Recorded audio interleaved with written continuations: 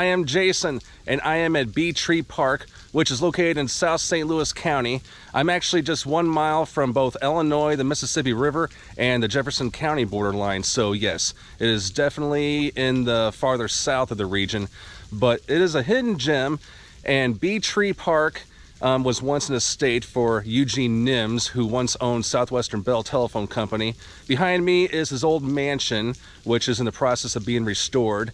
But today it is owned by the St. Louis County Parks District, and there's lots of sea around this area. But in order to get here, it's very tricky. So you got to keep going down Telegraph Road. If you're on Interstate 255 before it turns to 270, get off the exit of Jefferson Barracks, and it's Jefferson Barracks, the park, and the National Cemetery and all that are on the north side. But if you keep going south on Telegraph Road, you can't miss it. I mean, there's no signs, unfortunately, that point here, but it's very cool. And yes, it is definitely a hidden gem, because I know not many people know about it, and I wasn't too familiar with it at first when I was doing research for this, but I have lots to show you, so come with me. All right, so now we're approaching the Nims Mansion, but here's the marker right here. Talks all about it. Let's see. So the Mr. and Mrs. Eugene D. Nims Country Place. Now we're not going to be able to go inside, but I will show you lots of the exterior. But this is what it looks like on the inside.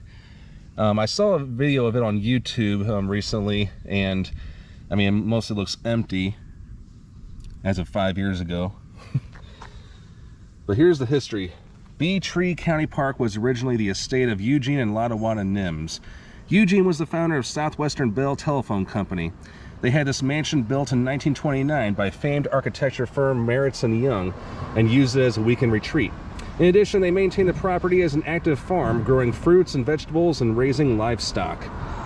The house, which was listed on the National Register of Historic Places in 2017, was designed in the Tudor Revival style, for which Maritz & Young were well known for, and incorporating features that take advantage of the building's scenic location.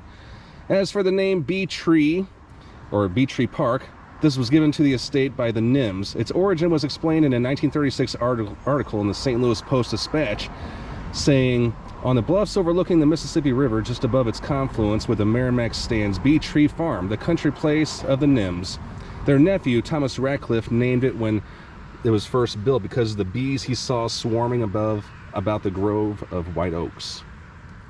And then it goes on saying how this is a hidden gem in St. Louis County, which indeed it is. And it boasts the historic and beautiful Nims Mansion, scenic trails, a fully stocked lake with an accessible fishing dock. The park features a memorial garden and fountain dedicated to Lindel Gordon, who passed away during the fundraising, and a Mississippi River overlook dedicated to R. Walsh and Chub, which we'll be visiting. Both of them were instrumental in helping raise money for the park's purchase.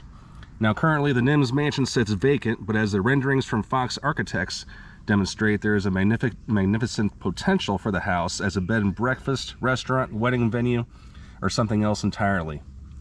And unfortunately, it gets cut off, but... And here is a picture of the Nims, what they looked like. And again, Eugene Sims was the founder of Southwestern Bell Telephone Company.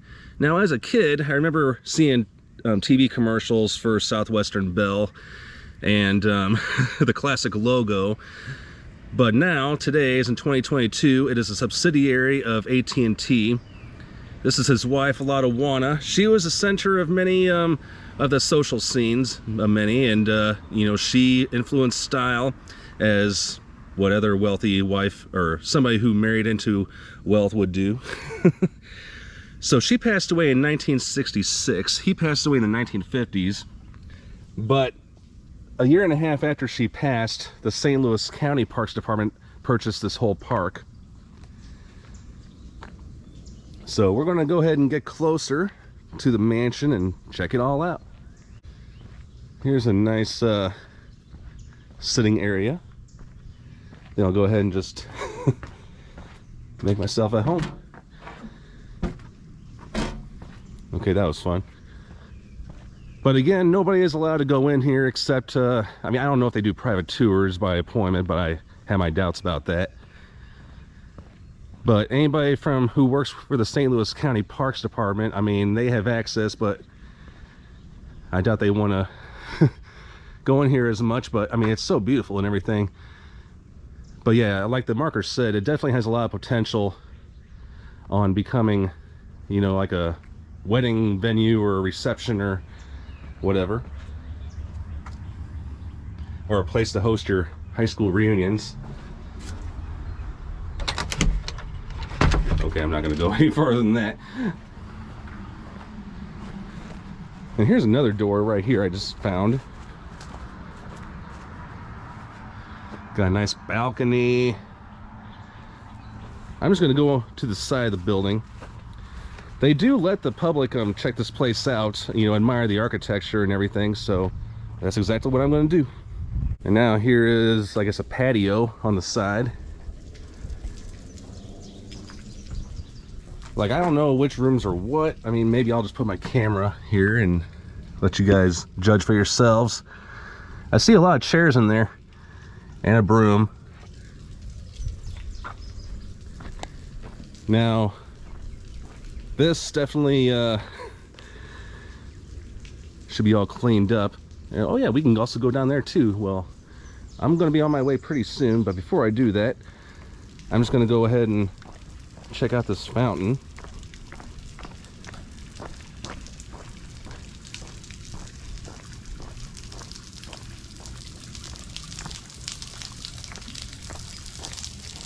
This is the Lindel Gordon Memorial Garden. And again, Gordon was instrumental at turning this into a park. No waiting.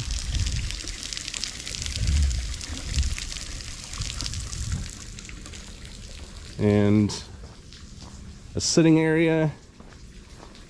And let me see what this leads to. Gotta be careful of some of those loose stones. All right, so it leads to nowhere. Okay. But plenty of play area. All right, so now I'm gonna see what the rear looks like. And it looks like you can get a nice scenic view, however, the trees are blocking.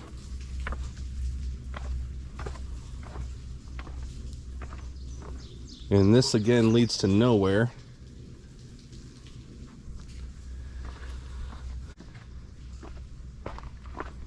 All right, you better watch out for these cobblestones. They are very hard to walk on because they're not even. So just a heads up. All right.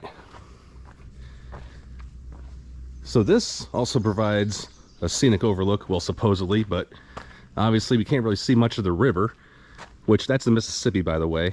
And yeah, it's been blocked. Oh, here's another level down here. I don't know if I can get down there. We shall see about that. Very cool. Well, you can definitely tell they're doing something there. I guess maybe putting glass there. I'm not entirely sure. But here's a little bit more of the back of the house. All right, so I'm definitely going to have to be careful going down here because it looks like a lot of the stones and the steps are just, I don't know. But I'll take my chances for the sake of this video. All right, now I'm at the bottom. Let's check this out. Ooh, a grotto. And that looks to be a fire pit, or maybe it was once a fountain, judging by this right here.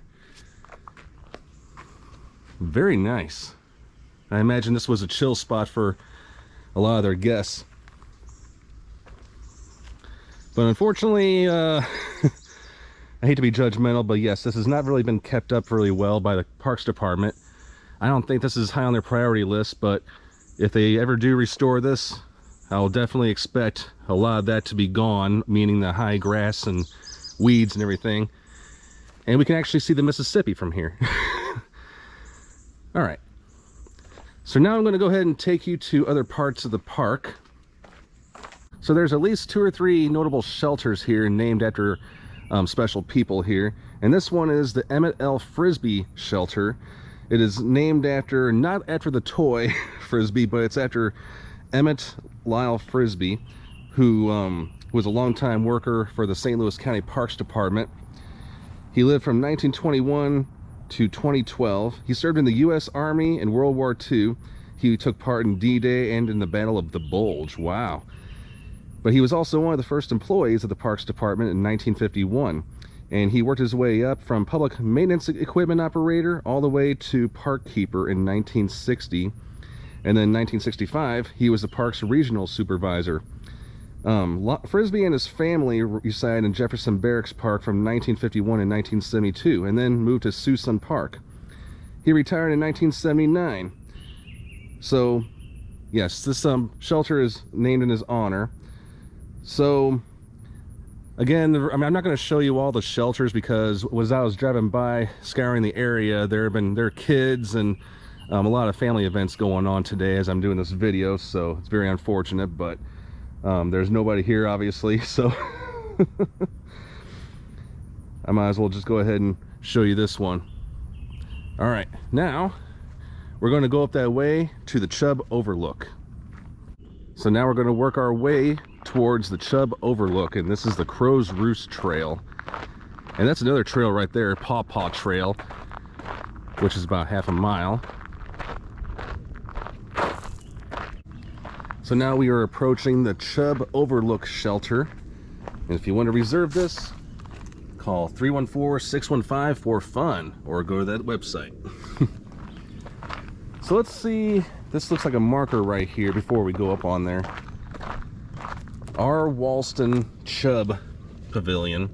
This pavilion overlooking our river stands in honor of R. Walston Chub for his wisdom and untiring work in securing this park for all generations. I know it's kind of hard to read, but put here in 1981 by the friends and admirers of R. Walston Chub, St. Louis County Parks Department.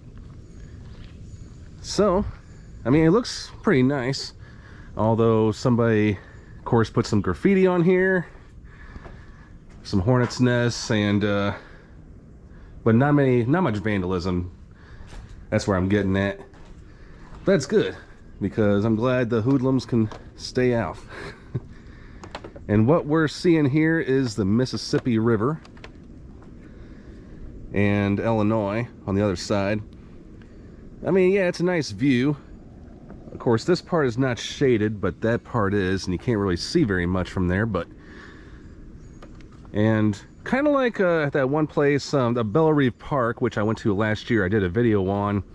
They do have an overlook there, but just like here, it's been obscured by all these trees. And I understand, you know, it's not really high on St. Louis County Parks Department's priority list, chopping down these trees so we can get a much better view of the mighty Mississippi, but something worth noting. I do hope something gets done in the future, because people who are watching this video are like, well, I guess it ain't worth going there after all. But I came here to see it for myself and, of course, share it with you guys. It doesn't look like there's very much activity from my eyes. Like, I don't see no ships, or I don't see no boats or people fishing. And one thing to keep in mind is, just not too far down that way is the junction of the Merrimack River and Mississippi River. So it's worth interesting, but again, you can't really see very much, but whatever. Lastly, I'm just going to do a panoramic shot of this whole overlook from what I'm seeing. Now, it's really cool because you see all the bluffs of Illinois, all the hills, and all the country land. It's so peaceful, but again, I wish I could see more of the river. And that's that. So that, my friends, is the Chub Overlook Shelter. I don't know how many peoples or persons can go on top of that thing, like how much it holds, but all right, well, I guess I spoke too soon. But the kids are all gone. There were a lot of people here earlier, but this is the Jack Lower Shelter, and it was also named after a guy who worked for the St. Louis County Parks Department. He lived a long life. He lived from 1918 to 1984. But he was working for the Parks Department all of his life up until his death. But this shelter was named in honor of Jack Lower. So he was a maintenance man and the park's regional supervisor. So just thought I'd show you this. And one thing I forgot to mention about this park throughout this video is there's plenty of picnic areas and benches and places to relax in this peaceful park. But lastly, in front of us is the Bee Tree Park Lake, Now this used to be a smaller lake, but it wasn't until 2000 that this was deepened, so people can come out here and fish. And I see a few fishermen over here just doing it for fun. So, and I see a line of ducks over there. Oh yeah, definitely a cool place, I'll tell you that. All right, thanks so much for tuning into this episode of Historically Marked. I am Jason, and yes, it is a hot one. I mean, it is 95 degrees today, and yeah, it's definitely a really sticky, hot summer day, but that's the way I like it at times because I don't have to worry about cold or the wind. But hey, you know, it's not the heat, it's the humidity, right? All right, well, I'm Jason in Bee Tree Park in South St. Louis County, signing off.